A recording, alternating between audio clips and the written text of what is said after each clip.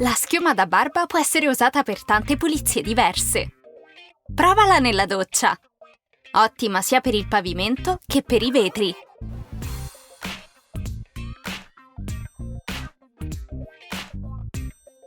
Attacca il tappeto alla parete della doccia.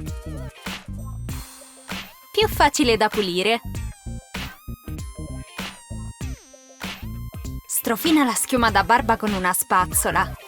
Rimuove lo sporco anche nei punti più difficili.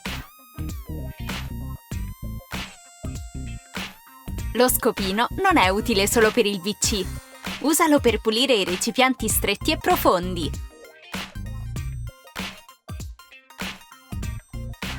Comodo! Usa la schiuma da barba anche nella lavatrice. Rimuove gli aloni dall'oblò e fa tornare splendente l'acciaio.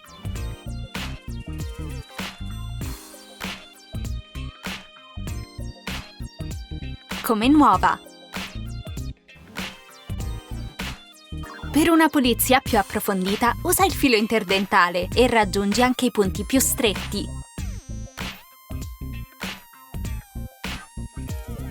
Guarda la differenza! Mescola insieme detersivo in polvere, dentifricio e detersivo per piatti fino ad ottenere una pasta facile da modellare. Ricaverai in un attimo delle pastiglie fai da te per il WC. Disinfettano e profumano l'ambiente ad ogni scarico. La ventosa non aderisce bene?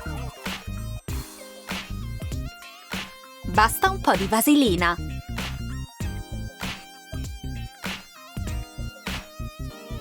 Facile! Mescola insieme colluttorio e dentifricio.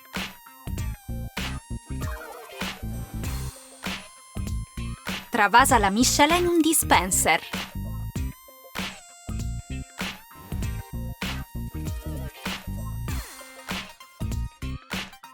Per una pulizia dei denti 2 in 1.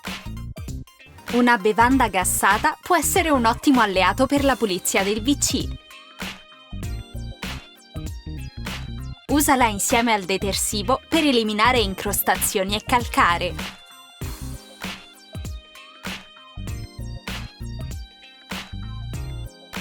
Ecco un'idea per riciclare una saponetta avanzata.